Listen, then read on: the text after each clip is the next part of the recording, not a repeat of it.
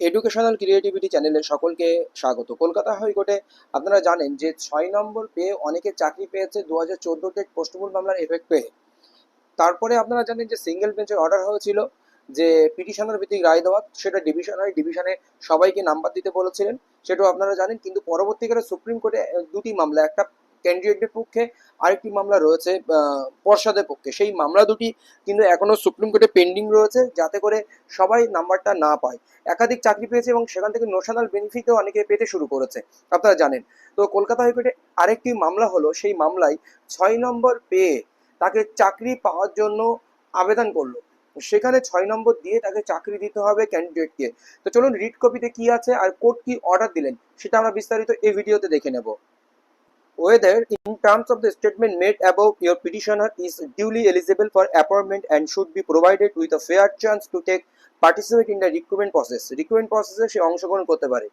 In 2016, subsequently in 2020, by the respondent board, it can also be said that subsequently he must have been called for interview after awarding dispute 6 marks, তাকে 6 marks দেওয়ার পরে, and subsequently can be appointed to the post of assistant teacher in primary level of school in accordance with law and statute of followed thereby.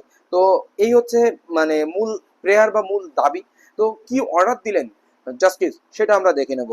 Petitioner participated in teacher eligibility test 2014 till 2014, and by presenting this writ petition, petitioner has made a prayer to treat the petitioner as state qualified candidate on awarding 6 marks which was awarded to similarly circumstances candidate. এর আগে যে সমস্ত ক্যান্ডিডেটদের এই 6 নম্বর দেওয়া হচ্ছে তারা পাশ করেছে, ইতিমধ্যে তারা নিয়োগের সুযোগ পেয়েছে। আপনারা জানেন 738 থেকে শুরু করে একাধিকবার 100 মানে এরকমভাবে অনেকটাই কিন্তু হয়েছে, তারা চাকরি করছে, এমনকি তারা নোশনাল বেনিফিটের জন্য আবেদন করে তারা নোশনাল বেনিফিট পাচ্ছে। সেই একই প্রেয়ার কিন্তু এই ব্যক্তি করেছেন।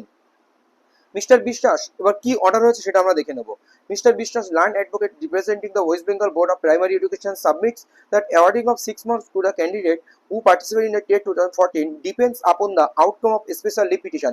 এটা পশ্চাদের পক্ষ থেকে মানে দাবি করেছে বা পশ্চাদের যেটা বলেছে কোর্টকে। Outcome of the special leave petition civil diary number 43373/2023 which was preferred against the order dated 13 April 2025 passed by the Honorable Division Bench in an intra-court appeal being met 1594 of 2018। এই 1594 of 2018 যে mat order ছিল কলকাতা হাইকোর্টের division বেঞ্চে, সেই division bench order দিয়েছিল সবাইকে number দিতে হবে। এর উপরে ভিত্তি করে পর্ষদ কিন্তু আপিল করেছিল সুপ্রিম কোর্টে সিভিল আপিল নম্বর 43373/2023। যে অর্ডার ম্যাটের অর্ডার হয়েছিল 13 এপ্রিল 2023, এটার উপরে ভিত্তি করে কিন্তু পর্ষদ ইতিমধ্যে পেন্ডিং রয়েছে সেই মামলা সুপ্রিম কোর্টে। In support of such contention, এরকম একটি বিতর্কের উপর দাঁড়িয়ে order date 6 November 2023 pass by the honourable supreme court. Supreme court একটি অর্ডার 6 নভেম্বর 2023 পাস করে, মানে অর্ডার পাস করে। Is place before this court and same is taken on record, মানে সেটা রেকর্ড রাখা হয়েছে, কোর্ট সেটা রেকর্ড করেছে। Fight order date 6 November 2023 stay was granted by the honourable supreme court. Supreme court দ্বারা এই যে সবাইকে নাম্বার দিতে হবে এই বিষয়টা স্থগিত আদেশ আসে। সেই স্থগিত আদেশ আসে, এখানে না হলে এই স্থগিত আদেশ যদি না আসতো তাহলে যে 2022 রিক্রুটমেন্ট হলো না, এখানে একাধিক ক্যান্ডিডেট চান্স পেয়ে যেত, যেখানে 2022 রিক্রুটমেন্ট প্রসেস তখন মানে চলছিল।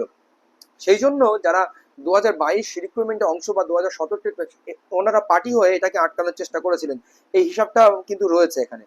In view of pendency of this issuance before the Honorable Supreme Court in connection with aforementioned matter, let the writ petition go out of list with liberty to mention after issue is decided by the Honorable Supreme Court.